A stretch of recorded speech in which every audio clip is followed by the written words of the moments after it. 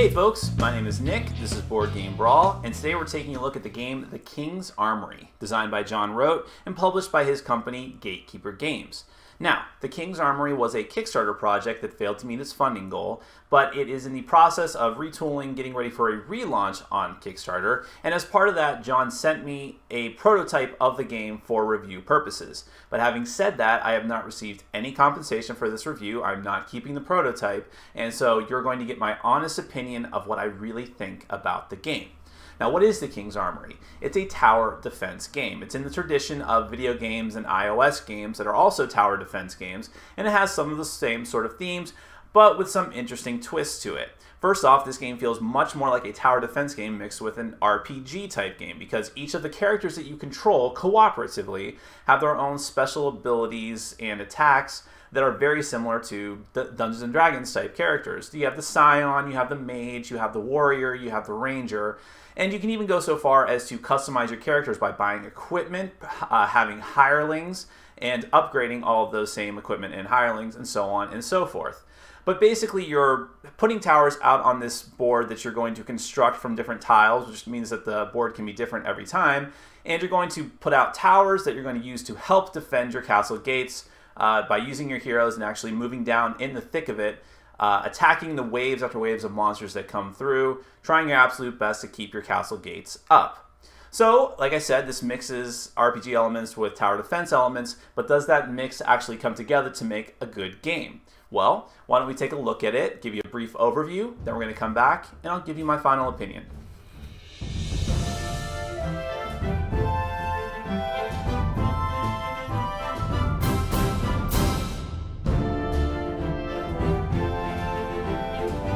Okay, so the first thing I want to point out before we start the overview is that, of course, this is a prototype of the game, and hence I'm using prototype quality components. When the actual finished game is ever produced, it's going to have actual tokens instead of these little paper cutouts, and it may actually even have miniatures if the campaign does well enough. And of course, there's for the purposes of this demonstration, I'm going to have little printout cards like this, and like this, and some of the characters don't have art or names, but of course all of that is subject to change when the game is actually produced, including some of the rules. The rules may change before the final product, so take that all with a grain of salt. Also, I want to point out that I can't go over every single rule in detail about King's Armory in this brief overview. If you want to find out more about the rules of the game and see a better, more detailed walkthrough of how the game is played by the designer himself, you should go to the Kickstarter project page for the King's Armory. I will put a link in the comments underneath this video. Now, this is just the basic setup of the King's Armory. You see that the map is sort of modular. You have all kinds of tiles you could use to create the map, and you can do it any way that you want. I've just done the standard setup that the creator said was probably best to start with, and the difficulty of the game will change depending on how you do the layout. A winding road like this is going to be easier for the players because you can have more choke points for the heroes to put their towers and to block off enemies. A more straight path is going to be more dangerous for the heroes because that means that the monsters are going to have an easier time getting to the King's Armory. And let's talk about the point of this game. The point of this game is to defend the King's Armory, which is basically your castle down here, from waves of enemies. In a normal game, there are 7 waves of enemies. If you want to do a shorter game or an easier game, you might just go down to 5 waves. But you're all going to get heroes, and you're all going to put towers out. They're going to help you defend the King's Armory. You have this little chit out here, which is going to keep track of the hit points of your castle gate, which usually starts off at 20. If that ever goes down to 0, the monsters are broken through and all the heroes lose. But if the heroes can survive 5 to 7 waves, then and without the King's Armory falling, then the heroes have won, and this is a purely cooperative game. Some of the other things before we break things down individually, you have 4 different stacks of cards out here. You have equipment cards. The heroes will start off with some equipment and will have the opportunity to purchase and unlock some later. You have coin cards, which the heroes are going to gain from completing waves successfully and surviving, of course, which are of different denominations and will help you buy stuff.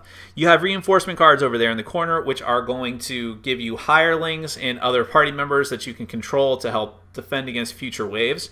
And then you have Armory cards, which are cards that are like really awesome and very expensive upgrades that sort of have universal effects that usually help the heroes, but could also adversely affect them if you're not too careful. And then you have rows of little chits over here, which are going to be used to represent the monsters. And they're color-coded because they are in different levels. Starting with yellow and working your way down to red, they go from easiest to hardest, level 1 all the way up to level 5. Now, you also have gray tokens over here with different little ability sheets, which are not only used for the eventual boss monster, but for some of the creatures that the heroes can summon.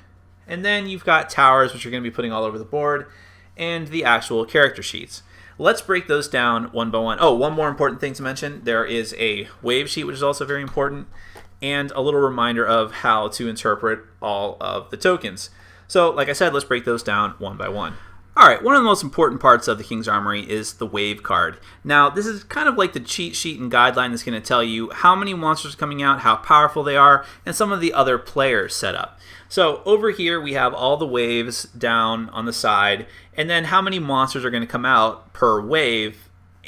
But then over here you have this D12 chart. So the game will come with a D12, and whenever a new wave comes out, you're going to roll a D12 for each monster that's supposed to come out, and that will determine what level it is. So let's say there's 3 monsters in wave 1. You're going to roll the D12 3 times. You'll actually do this one after the other.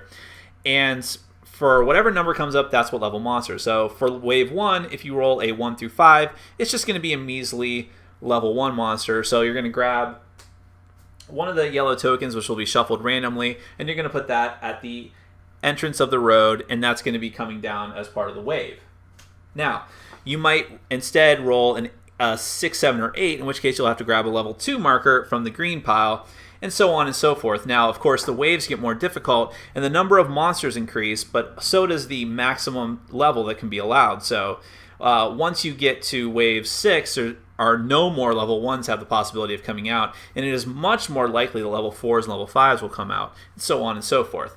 Now, you also get a reward. If you survive the wave, you're going to be able to get coin cards, which will help you buy equipment and hire people in between waves, among other things. And you see that number goes up as well. And of course, you don't get any in wave 7, because if you complete wave 7, you complete the game. Let's take a look at those coin cards real quick.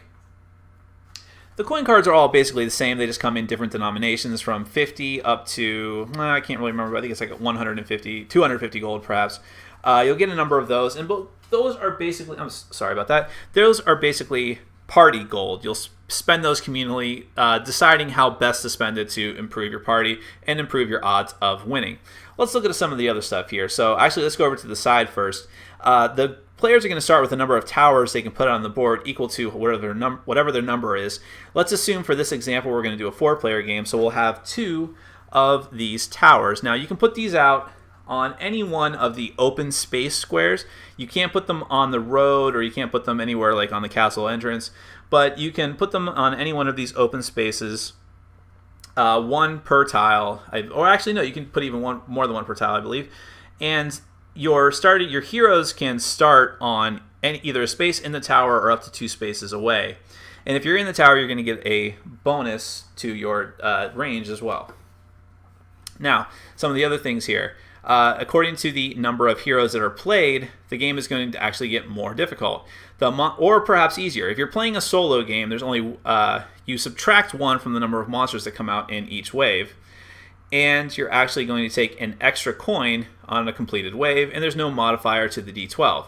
But as you start going up to more and more players, things get a little more difficult, but you will actually get some more extra coins as well. So if you go all the way up to 7 players, there's going to be 5 more monsters per wave, and you're going to add a +3 to every D12 roll that you make, which means it's going to be more likely that more powerful monsters come out. But like I said, you could get some extra coin cards for whatever that's worth. So that's basically. Now let's talk about those heroes I keep mentioning. So at the beginning of the game, depending on the number of players, each player is going to choose one of these character sheets. And like I said, some of these prototype characters don't have pictures or names quite yet, so just try to look past that. And the stats on a player's card typically are similar to the stats you'd find in a D&D or Pathfinder game. And in addition to this card, you're actually going to take one of these little tokens that represent your character. And so let's look at some of these. You have the action points up here, which are going to tell you the number of actions you can perform in a turn, or the points you can spend towards using actions. You have your dodge, which is basically your defense. Monsters have to meet or beat that number to hit you. You have your move rate. You get 1 move per turn, and this is how many squares you can move. The tank number is the number of times you can tank in a turn, and that is basically when you're trying to lock down an enemy who's trying to move past you. You can keep him in place. Hit points is how many points you can take before you die. Heal rate is the number of points you will heal in between waves without any other kind of assistance. And you have 3 types of damage resistance: melee, ranged, and supernatural. If an enemy hits you with one of those categories, this is how much you resist. In this case, 1 for melee, 1 for supernatural, but none for ranged. This little box over here is where you're going to keep track of your hit points. So the actual published game will probably have different tokens, but the prototype has these little tokens which you can use. And then every hero has a main type of attack type, a basic attack type. So for the Scion, it's the Mind Blast. So this is how many action points it's going to take you to use it. So in this case, 1. The type is supernatural, so that can matter if the enemies have resistance as well. The hit roll is basically what you're going to add to the d20 that you roll to hit. The game will also come with d20s here. And has the possibility of inflicting a critical hit on it if you roll a 19 or a 20, in which case, unless it says otherwise, you'll just double the damage. And the Mind Blast does 2 damage. This is the crit modifier, which will tell you what that is, in this case, double the damage. And this attack has a special, which is to stun the monster. Basically, the monster can't do anything for 1 whole turn. And the last number is the range. So this can be 7 squares away. Now, every hero has special actions, which might cost the same or more action points, but usually have a drastically different effect. So the Scion can do Teleport Ally and move his allies around the map. Foresight, which is to roll one of the enemies for the next wave right now, so you know what's coming. And the very awesome Disintegrate, which can auto-kill a target, but it's kind of hard to hit with it, and it does use all of your action points. And just very briefly, you have Midnight the Sorceress, who specializes in magic and has a lot of different powers. Valkor the Warrior, which specializes in melee attacks, has a lot of resistances, but isn't really good at range.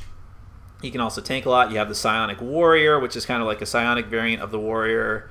Valkor himself. You have the Master Healer, the Mage, the Ranger. So you have a lot of variety. They all have different abilities. They all have different strengths and weaknesses, and you have to learn to work together. So like I said, you'll take the appropriate token for your character, and also based on the number of players in the game, you'll place the towers out here.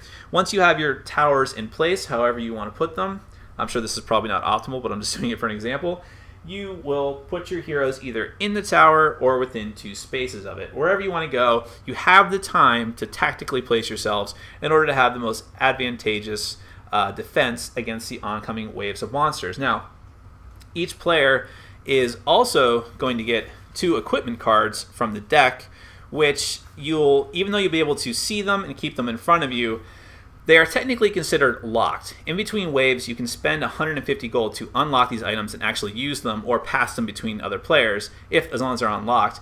And these all do different types of things. So, for instance, the Tower Shield can grant an equipped hero +1 to his tank ability, so he can tank an additional monster in a turn. But if it's worn by the Warrior, he also gains +1 supernatural damage resistance. And a lot of equipment is like this. It'll have a general effect for everyone, but a special effect for particular party members. And I kind of like that, actually. The anti-magic collar increases the equipped hero's supernatural damage resistance, but if it's worn by the Mage, it also increases range damage resistance. And I'll just show you one more. The Pendant of Grace, equipped hero heals 1 hit point at the start of their every turn. No effect between waves, but if worn by the healer, all allies' heal rates, which is in between waves, increases by 3. So that's pretty awesome. People can heal a lot of points that way. So that's basically the hero's starting setup and the important stuff about them. What about the other types of cards? Alright, so in between waves you can do a lot of things. I already talked about healing your heroes and buying and unlocking equipment cards. Let's talk about Armory cards. You can only have 1 purchased Armory card in play at any given time, and you have to use it before you want to buy another one. And the cost of these is going to depend on the number of waves. It's either going to be 1,000 for a 5-wave game or 1,200 for a 7-wave game, but they are really powerful universal effects, like the Tornado Channeler. When you use it, you select 4 2x2 areas on the map. All enemies in those spaces are removed from the boards. Bosses are unaffected. That's really, really powerful. The Epic Trebuchet launches monstrous-sized boulders onto 3 4x4 areas of the board. Everything in those spaces takes 14 range damage. That could include your heroes if you're not careful on where you place it. The gravity well increases gravity on the board. All ranged attacks are at -2 range. All move rates are penalized by -2, and flying monsters can no longer fly. So that could actually negatively affect everyone if you're not too careful. So those are Armory cards. One of the other types of cards you can buy is the reinforcement cards. Now these are basically just like one-time use cards. You'll buy them and use them. You'll buy them and then use them when you want to, and they can be very, very powerful. So for instance, all heroes get +2 actions this turn, usable only on the player's turn. Deals 4 damage to all foes in a 4x4 area. Damage increases to 6 if the ranger hero is being played. Griffin Core assistance, and so on and so forth. So those can be very powerful. And let's talk about hireables. One of the other things you can spend your money on is actually hiring other people. You could hire generic people like foot soldiers and archers, or you could hire specific classes like sorcerer and psionicist. And in addition to spending the money to buy them, you can spend even more money to upgrade them to different levels so that they will be better. But they act in all ways like heroes. They have the same kind of stats. Basically, when you buy them, employ them. You're going to assign them to a player, and that player will have control of them on their turns and move them as an independent entity. So if you need more manpower, that can be a good thing to spend your money on. So we've talked about everything in the setup and how you get your heroes and what your heroes can do and everything you can do between the waves, but we haven't actually talked about what happens on the waves and about the monsters. Let's get to that right now. So your best friend during the actual monster waves is going to be this little card here, which is going to be a cheat sheet for what all of these monster tokens do. So whenever you look at a token and you're wondering how to interpret all of those numbers, this little card here is going to tell you what to do. I'm sure there'll be something like this in the main game. So basically every monster will have a name, it'll have a number of hit points, an attack number, which is what they're going to roll with their d20 to hit you, which is basically like the hit roll that the heroes have. Defense, which is what the heroes need to meet or beat in order to actually deal damage to them. And then what these numbers down here mean, over on this side underneath attack, for their attack, they're going to deal 2 damage in this example. Supernatural damage is where, so the type of damage will go here, and then the last number will be the range.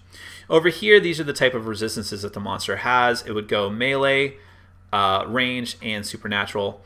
And the number underneath all of that is their movement rate and also what arrows those monsters are going to move down. Down here on the board, let me get back in focus here. There are red and yellow arrows. It might be kind of hard to see, but when monsters come out, that's where you're going to determine where they start. If they start on yellow arrows, you'll move them to one of the yellow arrows, and they're going to keep moving down that path for the rest of the game unless something diverts them, and vice versa with the red arrows. Now, let's just assume that this was the starting setup. That's where the heroes wanted to be, and these monsters came out. So each monster in turn is going to take their movements, and as monsters walk by, heroes have the opportunity to tank them. Remember that the monster's ultimate goal is to get down here to the castle gate and destroy it. So they're going to keep moving as far as they can. But monsters have the opportunity to attack as well, even if they're not at the castle gate yet. There's a priority to how monsters are going to attack. First, they're going to move, and then they're going to do their attack. And it kind of depends on what the heroes are doing. First, monsters will always attack whoever's tanking them. Then it's going to attack whoever the closest person is, and so on and so forth. Some monsters are ranged, some monsters are flying, and that will determine who their targets are. But once the monsters move, they're going to take their attack. And they'll take their attack the same way the heroes would, which is going to be by rolling a d20 and adding their hit roll. If they can successfully hit the hero and breach their resistance, they're going to deal damage. And remember, you'll take one of these little tokens and put it on your hero card. Once all the monsters have finished acting, then the heroes get their chance to go. And you're going to do this depending on seeding order, whoever decided to go first, and you'll go clockwise. So seeding order in this game can be very important. But everyone's going to take their action, and remember that you constantly have to refer to your player card to make sure of what you can do on your turn and the number of action points that you have. And you can move first and then decide how you're going to spend your action points, keeping in mind your range. So let's say that the Scion wanted to attack from there. The Scion has a Mind Blast that's ranged. So the Scion wants to attack this Etten Clubber. And so he will look at his hit roll. His hit roll for the Mind Blast is 10.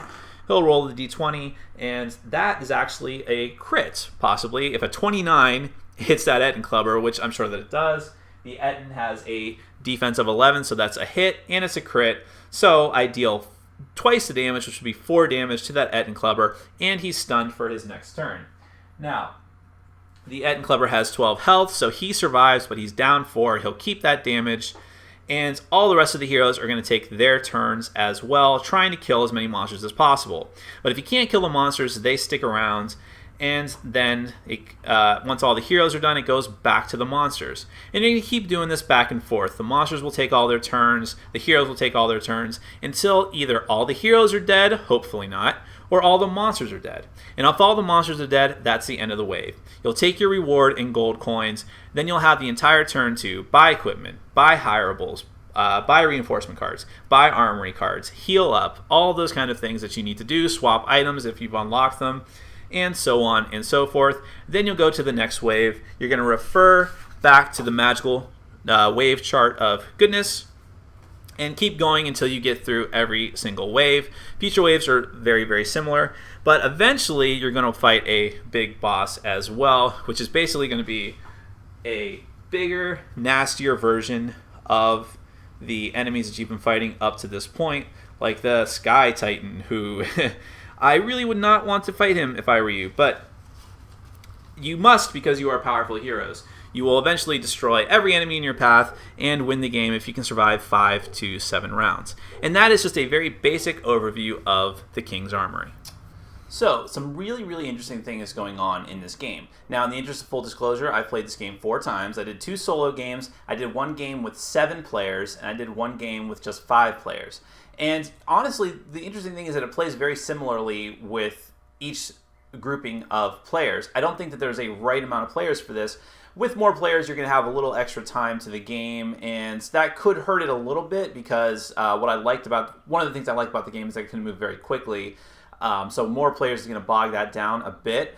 But nevertheless, it still works with pretty much any amount of players pretty well, especially given that this is one of those types of games similar to Shadows over Camelot where you have drop-in, drop-out play very easily. If someone just comes to your game group and says, oh, what's going on? And you're right in the middle of it, you're not going to finish anytime soon, you can just say, oh, hop in, once we're between waves, no problem. Or if someone needs to leave, that's fine, just run their character for the rest of that wave, and then you don't have to worry about it after that wave because the game will scale depending on the number of players at any given time. And I really like that a lot.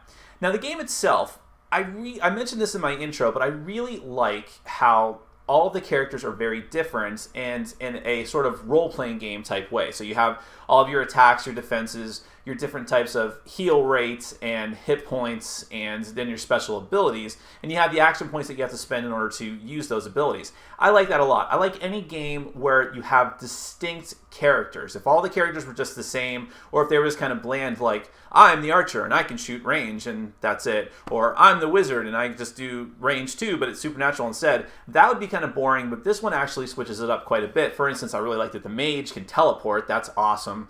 And that the archer can, is really, really good at shooting from range, but if they're ever caught in a situation where they're off on their own and there's flying monsters that can get to them and are attacking them, that can be bad. So that's another thing. You have to work cooperatively in this game. It's really, really important that you plan it out and make sure that you're not leaving one of your party members defenseless. Not only because they could die and it hurts everybody, but if they can't handle a monster that breaks through your defenses and is going down one path and everyone else is on the other side, you've got some big problems there. So I really like that a lot. The idea of the different types of things you can do between the waves, where you could choose to unlock your equipment that you have, knowing what you have, for a pretty significant amount of money, or you can pay a little bit less money and go for a blind draw from the equipment deck. I like that a lot. You could save up your money and get one of those really awesome King's Armory cards that's going to have some huge game-changing effect, but a game-changing effect that might affect you in a negative way as well. So it's a little bit of a gamble. I really like that too. The hirelings were not as useful to our group. Mainly because when we were doing the very useful in the single player, but not so much in the 5 to 7 player games that I played because we had a lot of people and we had all the bases covered. So we much rather would make ourselves better. But I like that there's the option.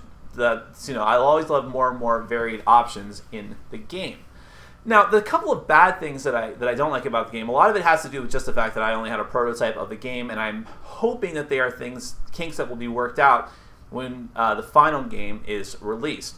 The way that the rules were presented were pretty confusing. I think that those definitely need to be tightened up, and I'm sure they will be before the final release, but it is something to note. Hopefully that when the new Kickstarter project launches, there'll be a revised rulebook that makes things a little more clear with pictures and things like that. For instance, and I'm not really sure how some of those things are going to work. Like in my prototype, it referred to spinners for the monsters. I'm not really sure what that means, whereas just in the prototype, it was just little tokens with numbers that were not all that clear. And the components themselves, obviously, it was using the prototype components, it was very hard to get into the theme of the game. But I do think that there could be a very good theme here if you have like really nice tiles, artwork for the characters, if all the characters were named and things like that. But like I said, those are more complaints about the prototype and not what the final game hopefully will be. Now, I did say that this game could also drag on a bit with the more players that you have. I think that this is best with a middle-range group of players because you want the gameplay to go fast. If it drags out a bit, then it can just get a little bit tedious. But again, all of this is still prototype, and hopefully, though, if the rules are streamlined, it'll make you don't have to constantly go to the book to refer to what does this number mean and what does this abbreviation mean. That's going to make the gameplay go that much faster. So really, I think this is a very fascinating game. I've played a couple of other board game, card games that could fall into the tower defense genre, but haven't really been implemented as well as the King's Armory has been. So if this is the type of thing that interests you, I'm going to have a link to the former Kickstarter project underneath mine, and hopefully whenever there is a new link to the upcoming Kickstarter project, I'll link to that as well, because I do think it's a good game. I think it has the potential to be a great game depending on how the Kickstarter project goes, how the new rules get implemented, and how the components look. I really think that this could be a winner here, and if it's the type of thing that interests you, you should check it out when it comes back. So, my name is Nick. This has been Board Game Brawl, taking a look at the King's Armory from Gatekeeper Games, and I'm reminding you to get out there and game every day and in every way. Take care.